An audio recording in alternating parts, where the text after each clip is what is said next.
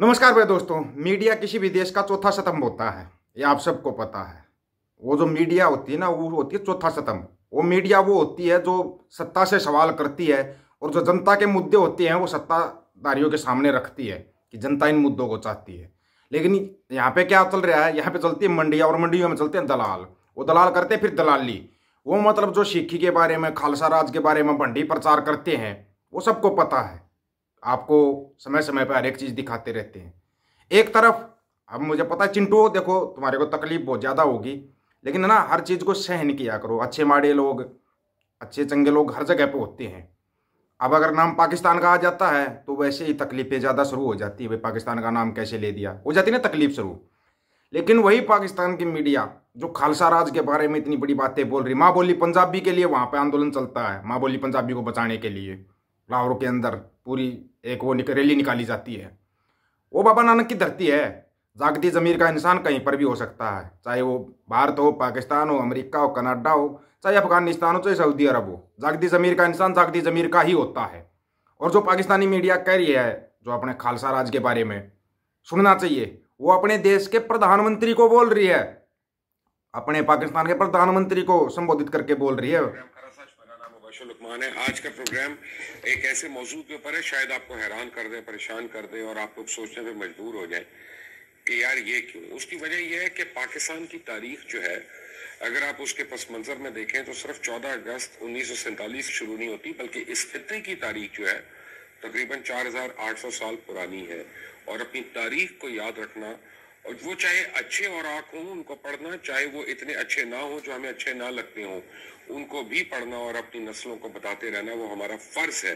क्योंकि जो लोग अपनी चाहे शिकस्त हो, चाहे अपना लो टाइम हो या हाई आपकी फतूहात हो, उनको जब तस्करा उनका नहीं करते, उनको याद नहीं रखते, history as a knack of repeating itself. तो बड़े बड़े कौमों को बड़ी बड़ी शिकस्तें होती हैं, लेकिन वो उनसे सबक सीखती हैं और वो दोबारा उठती हैं। खित्ते में, किसी भी खित्ते में बहुत बड़े बड़े लोग पैदा होते हैं और सिर्फ अपनी पसंद नापसंद की वजह से किसी को कमतर या किसी को बदतर कहना, वो भी कम ज़र्फी और कम इल्मी का मुजाहरा है। जो भी पाकिस्तान की इस सरजमीन में पैदा हुआ और उसने यहाँ पे किसी भी किस्म की कॉन्ट्रीब्यूशंस की, उसका जिक्र करना वो हमें ज़रूर करना चाहिए। महाराजा रंजीत सिंह, महाराजा रंजीत सिंह एक ऐसा नाम है, गालिबन जिसे कहा जाए तो पंजाब के सपूतों में, सन्स ऑफ पंजाब के अंदर, तो उनका नाम सुनहरी अल्फाज में लिखा जाएगा और टॉप के जो 2 4 5 नाम होंगे उनके अंदर उनको लिखा जाना चाहिए। बहुत अफसोस के साथ मियां शहबाज शरीफ के लिए मैं कहना चाहूँगा कि सर रंजीत सिंह आपसे बहुत बेहतर एडमिनिस्ट्रेटर था। पंजाब, बड़े पंजाब का वो हुक्मरान था और उसने बहुत बड़े बड़े काम किए थे। यकीनी तौर पे आपने अपनी 6 हुकूमतों में वो काम नहीं किए। लेकिन महाराजा रंजीत सिंह के मुतालिक आपको एक बात बताऊं कि अपनी पहली जंग उन्होंने तकरीबन 10 साल की उम्र में, आगे जो इन्होंने बोला है माँ बोली पंजाबी के लिए और हर बात के लिए, बड़ा सुनने वाला है वो, बहुत ज़्यादा सुनने वाला है वो बोलते हैं कि जो महाराजा रणजीत सिंह का एडमिनिस्ट्रेशन था वो पंजाब पाकिस्तान के स्कूलों के अंदर पढ़ाया जाना चाहिए, क्योंकि विदेशों में, इंग्लैंड में, अमेरिका में उनका एडमिनिस्ट्रेशन पढ़ाया जाता है। और जो महाराजा रणजीत सिंह के 3 बड़े काम थे वो लोगों को याद दिला रहे हैं। बड़ी हैरानगी की बात है। ये होती है मीडिया, ये इन्होंने मीडिया वाला धर्म निभाया है। अब किसी को तकलीफ होती है 1000 बार हो, इन्होंने मीडिया वाला धर्म निभाया है। अब बात करते हैं अपनी मंडियों की, अपने मंडियों के दलालों की। आपको अगर सच्चाई दिखा देना तो आपको इसका सुनाएंगे, आपको वो भी सुनाएंगे, लेकिन आपको ना हैरान भी करेगा, परेशान भी करेगा और आपको सोचने पर मजबूर भी कर देगा, सोचने पर मजबूर कर देगा।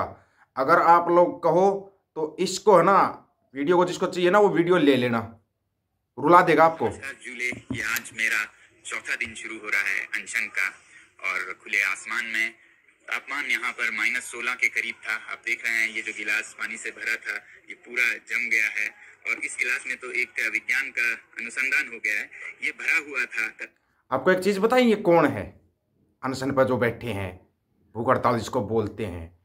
ये जो अपने आप को बड़े देशभक्त कहते हो ना आप लोग, ये वैज्ञानिक हैं, वैज्ञानिक हैं जो लद्दाख के अंदर आंदोलन कर रहे हैं। मतलब कि हैरान और परेशान करने वाली बात है। मगर सबसे हैरानी मुझे ये है कि आज तक जो मेन स्ट्रीम मीडिया है भारत की, उसने इस आंदोलन का जो उथल पुथल इस सीमा पर हो रही है इसका जरा भी जिक्र नहीं किया। सीमा पार से एक सीमा हैदर आती है तो उन पर सैकड़ों घंटे चर्चा होती है, मगर भारत, चीन और पाकिस्तान के सीमा पर लद्दाख, इस पर जीरो चर्चा है। आपको पता है, मेरे ख्याल से तो आज भारत के इस सीमा पर हमारे सैनिक सबसे कमजोर स्थिति में हैं, क्योंकि यहाँ पर सबसे बड़े लड़ाकू माने जाते हैं लद्दाख स्काउट्स, सिख रेजिमेंट्स और गुरखा रेजिमेंट्स। आज लद्दाख के सैनिकों का मनोबल टूटा है, ठेस पहुंचा है, क्योंकि लद्दाख को न लोकतंत्र दिया गया है न संरक्षण।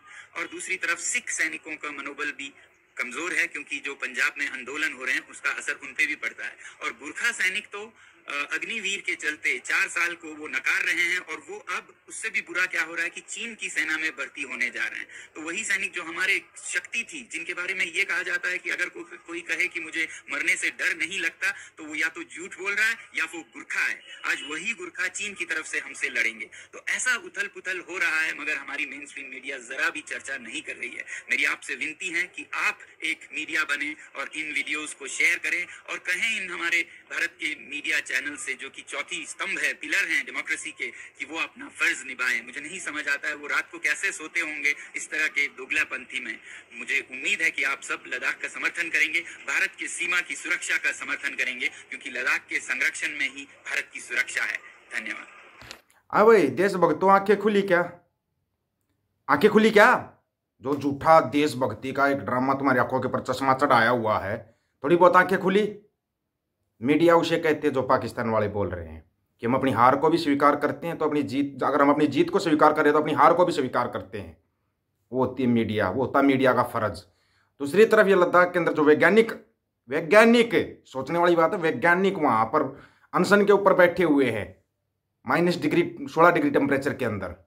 अभी भी तुम्हारी आंखें नहीं खुल रही? यहाँ अभी भी आप लोग सोना ही चाहते हो कि हम नहीं जगना चाहते, मत हमारे को जगाओ, मत हमारे को जगाओ। और जो पूछ रहे थे ना, वो वीडियो बनाया था, वो कहाँ का था? अरविंद केजरीवाल और भगवंत मान साहब जवाब दे दो। वीडियो आपके खेते का है, क्षेत्र बोले या जगह बोले, आपके ही जगह का है। और आप मतलब पंजाब पे परमानेंट राज करना चाहते हो, और गुरु ग्रंथ साहिब के साथ ऐसा हो रहा है। 2 शब्द बोलोगे, भगवंत मान साहब या केजरीवाल साहब बोल देंगे 2 शब्द? नहीं बोलेंगे। जो गुरु ग्रंथ साहिब मैखाना अजीब जो बनाया है, वो दिल्ली में बनाया भाई। पूरा एड्रेस दे सकते हैं, क्या बोलोगे कुछ? दिल्ली गुरुद्वारा प्रबंधक कमेटी बोलेगी कुछ, या वो सिरसा कुछ बोलेगा, मनजिंदर सिरसा, जो कि सिक्खी का बहुत बड़ा वो बनता है? कोई भी नहीं बोलेगा, कोई भी नहीं बोलेगा। आपको गारंटी दे रहे हैं इस चीज़ की। शब्द ही ना निकले उनके मुंह से, शब्द ही ना निकले।